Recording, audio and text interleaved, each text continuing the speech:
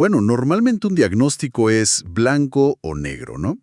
Como ver una fractura de hueso en una radiografía. Claro, la línea blanca está ahí, la señalas y listo. Problema categorizado. Exacto. Pero cuando intentamos diagnosticar cómo la inteligencia artificial va a transformar de verdad las operaciones físicas de las empresas, la imagen se vuelve súper borrosa. Sí, ya no hay una línea blanca tan clara que te diga por dónde ir. Y hay muchísimo ruido mediático. Por eso, el objetivo de nuestro análisis a fondo de hoy es precisamente despejar esa neblina basándonos en un seminario reciente con información interna de NVIDIA. Totalmente. La misión es separar la señal del ruido, digamos. O sea, entender cómo esta tecnología está pasando de ser como un experimento mágico a una herramienta operativa real. Es que es fundamental hacer esa distinción, porque tú escuchas NVIDIA y mucha gente piensa de inmediato en tarjetas gráficas para videojuegos o... O en las acciones de la bolsa subiendo sin parar. Exacto. Pero al desempacar los datos de estas fuentes, la historia oculta es su obsesión total por las aplicaciones prácticas en el mundo físico. Así es. Estamos hablando de dejar atrás la etapa donde la IA es, pues, un juguetito para generar textos divertidos y convertirla en un sistema que interactúa con la infraestructura crítica de una empresa. Y para eso vamos a mantener un enfoque súper imparcial y basado en hechos. Es que el mercado ya llegó a un punto de inflexión. Las empresas ya no pueden darse el lujo de preguntar, ¿qué es la IA en teoría? Tienen que preguntar cómo la implementan para resolver problemas reales. ¿Sí? El conocimiento solo sirve cuando se aplica. Pero oye, vamos a desempacar esto un poco. Para entender a dónde vamos, hay que ver la cronología. Claro, porque esto no salió de la nada. Exacto. O sea, Alan Turing ya hablaba de máquinas pensando como humanos en 1947. Hace casi 80 años. Una locura cuando lo piensas. Totalmente. Entonces la pregunta es, si la teoría lleva décadas, ¿qué fue lo que falló para que la explosión ocurriera apenas ahora? Pues mira, el tema es que el despegue actual requería que tres cosas se alinearan al mismo tiempo. Tres pilares. Ajá, ¿cuáles son? Datos, algoritmos optimizados y sobre todo poder de cómputo. Si te falta uno, el modelo simplemente no funciona. Y el primer gran desbloqueo fue con los datos, ¿verdad? Exacto. Por ahí del 2012 con el proyecto ImageNet de Google. Dieron acceso gratuito a millones de imágenes etiquetadas. Claro, eso le dio el peso necesario a las redes neuronales para que dejaran de ser un simple experimento de laboratorio. Sí, pero tener muchos datos y buenos algoritmos no sirve de nada si tu procesador tarda 3 meses en hacer un cálculo. Uf.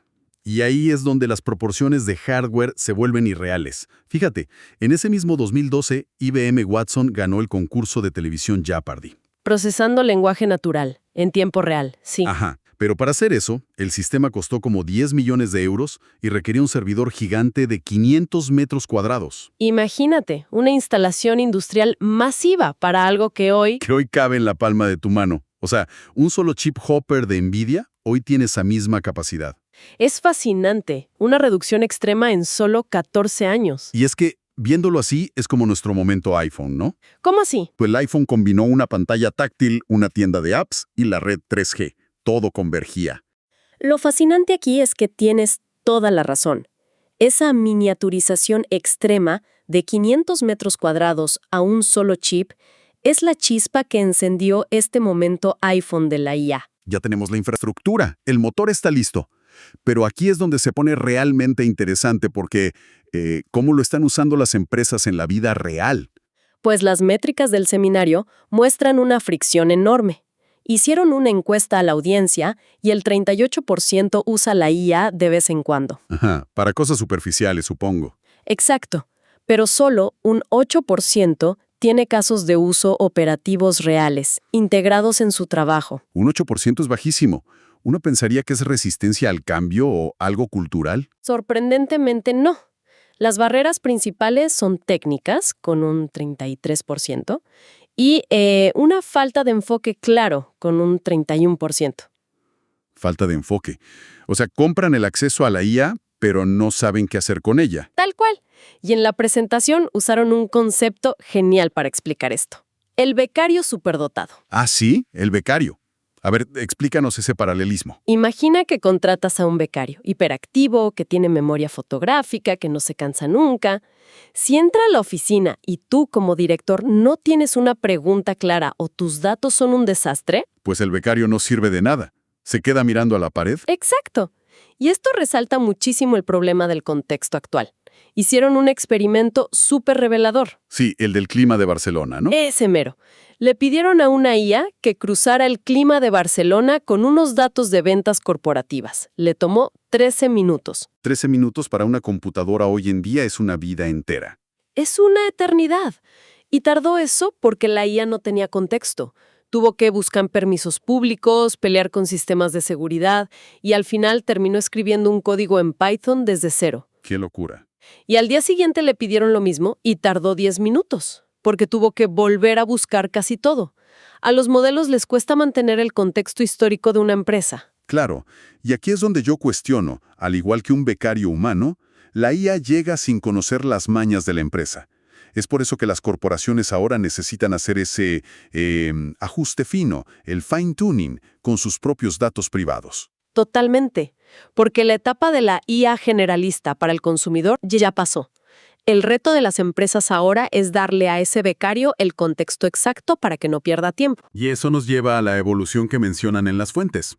Estamos pasando de una simple IA generativa a una IA agéntica. Así es, ecosistemas de agentes interactuando. O sea, ya no es un solo modelo tratando de hacer todo, sino pequeños agentes especializados. Como en un centro de datos, un agente revisa la temperatura y otro checa el costo de la luz en ese milisegundo. Y negocian entre ellos sin intervención humana. Y de ahí saltamos a la IA física, aplicándolo en robótica y cosas así. Lo cual nos lleva a algo crítico. Si ponemos a estos becarios superdotados a trabajar en industrias de verdad, el impacto es brutal. Y fíjate en el sector salud. ¡Wow! Lo de la salud es increíble. Sí, mencionaban a Monai, este repositorio médico. Lograron detectar problemas pulmonares de COVID con una precisión del 99.997%. Un margen de error casi inexistente. Y el 3% que falló era porque el sistema creía que la neumonía era bacteriana, no viral. O sea, vio cosas que el ojo humano simplemente no puede ver. Y luego tienes el caso de AlphaFold de DeepMind. Ah, claro, el premio Nobel. Exacto. Mapear el plegado de proteínas antes tenía un techo histórico de precisión del 30%. Tomaba años. Décadas incluso, con cristalografía y todo eso. Pues pasaron de ese 30% a resolver el problema por completo usando IA agéntica. Un agente proponía la estructura y otro la evaluaba contra las leyes de la física. Debatían entre ellos, digamos. Sí, y catalogaron casi todas las proteínas conocidas. Pero a ver, no todo es en laboratorio, ¿sí? En el mundo físico pesado, como la energía, están usando drones con visión artificial para revisar turbinas y torres de alta tensión. Mantenimiento preventivo puro. Sí, para que los humanos no tengan que escalar torres peligrosas. E incluso Repsol optimizó tanto sus búsquedas de petróleo con IA que le regalaron un edificio nuevo al Centro de Supercomputación de Barcelona. Imagínate el nivel de ahorro de capital para regalar un edificio. Pero claro, cuando conectas esto con la automatización, surge el miedo de siempre. La gente piensa, ¿nos van a quitar el trabajo? Es la narrativa constante, sí. Y es una reflexión importante. Pero piensa en la revolución de Internet. Antes, ir al banco te tomaba toda la mañana. Uf, sí, hacer fila por horas. Hoy lo haces en segundos en tu celular. Y sin embargo, la gente trabaja más horas hoy que antes, no menos. Es paradójico. Súper irónico. Tememos que la IA nos quite el trabajo, pero al mismo tiempo hay oficios manuales vitales que tienen vacíos generacionales enormes porque nadie quiere hacerlos. Si conectamos esto con el panorama general de los datos, la paradoja es clarísima. La IA automatiza el conocimiento súper complejo, como el plegado de proteínas. Ajá. Pero eso, paradójicamente, asegura el valor futuro de las habilidades manuales. Fíjate en los médicos, no van a perder su trabajo, sino que ahora se van a dedicar a curar y a ser empáticos, en vez de perder horas solo diagnosticando. Claro, porque vamos a vivir más años y vamos a necesitar ese trato. Y por otro lado, los trabajos manuales como fontaneros, carpinteros, plomeros. Que cobran 80 euros la hora según los datos del seminario. Exactamente, esos oficios son los menos automatizables fuera de una fábrica. Las variables físicas al reparar una tubería vieja son demasiado caóticas para un robot actual. Sí, un robot no puede lidiar con ese nivel de improvisación. Pero con todos estos cambios, es normal que surjan miedos sobre si el sistema va a colapsar. No, 20 megavatios. suena muchísimo. Suena altísimo, pero compáralo. Una sola locomotora de un tren de alta velocidad consume 6 megavatios. O sea, todo el centro consume lo que 3 o 4 trenes. Exacto. Y además, Nvidia y otros están buscando que cada generación de chips sea 100 veces más eficiente por vatio, ¿Y cómo logran eso? Porque el límite de enfriar con aire ya se alcanzó. moviéndose a sistemas de refrigeración líquida directa, directamente en el chip, en vez de usar ventiladores gigantes. Ah, claro, el agua absorbe mucho más calor. Pero bueno, la energía es un miedo. El otro gran problema son las alucinaciones de la IA. Uf, sí, que el sistema se invente cosas. Exacto. Los modelos antiguos como GPT-3 fallaban en cálculos súper básicos, como 3 elevado a la 7. Y fallaban porque usaban pura estadística. Intentaban adivinar la siguiente palabra sin razonar. Ajá. Pero los datos del seminario muestran que los modelos actuales son distintos. Detectan la intención de tu pregunta. Sí, y si ven que es matemáticas, redirigen al usuario a un agente matemático especializado.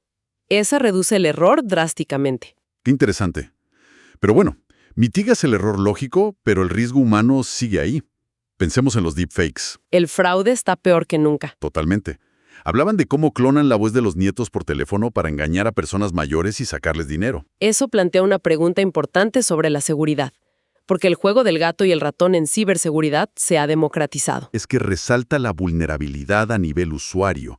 Las grandes empresas tienen defensas, pero el abuelo en su casa, no. Pero ahí hay un lado positivo. Si bien el individuo está en riesgo, hoy las empresas pequeñitas tienen acceso a herramientas de protección con IA que antes solo tenían los gobiernos o las multinacionales. Claro, se nivela el campo de juego defensivo. Y ya hay un efecto secundario loquísimo con esto de los deepfakes. ¿Cuál? Pues que los medios de comunicación tradicionales como los periódicos centenarios o las televisoras podrían tener un renacimiento. Porque serán los únicos garantes de la verdad, ¿no? Exacto. Si todo en Internet puede ser falso, el valor ya no es el contenido, sino quien lo verifica. Totalmente de acuerdo. La cadena de custodia de la verdad va a valer oro. Y bueno, haciendo un resumen rápido de lo que vimos hoy. Pasamos de servidores inmensos de 500 metros cuadrados a una realidad donde ecosistemas de agentes autónomos gestionan centros de datos. Y ayudan a descubrir curas médicas y mapas de proteínas en semanas. Una locura. Pero para cerrar, quienes nos escuchan podrían quedarse con esta idea. Hemos visto el contraste de los datos. La IA perfecciona la síntesis de conocimiento, la detección de enfermedades, la logística de los datos. Todo lo que es puro procesamiento cognitivo. Exacto. Entonces, si la máquina hace todo eso gratis o casi gratis, tal vez el recurso más escaso y valioso en la próxima década no sea tener el mejor código o el modelo más rápido. ¿Sino qué? El toque puramente humano. O sea, desde la precisión física caótica e inigualable de un plomero arreglando una tubería vieja. Hasta el médico que por fin tiene tiempo. Justo eso. El médico que, liberado del peso de leer miles de radiografías de rutina, ahora tiene la empatía y el tiempo para sentarse a escuchar a su paciente de verdad. Es un gran punto. Así que la próxima vez que observen el mundo físico a su alrededor, pregúntense, ¿cuáles de esos elementos, de esas interacciones, pronto tendrán un gemelo digital pensando por ellos y cuáles seguirán siendo irreemplazablemente humanos?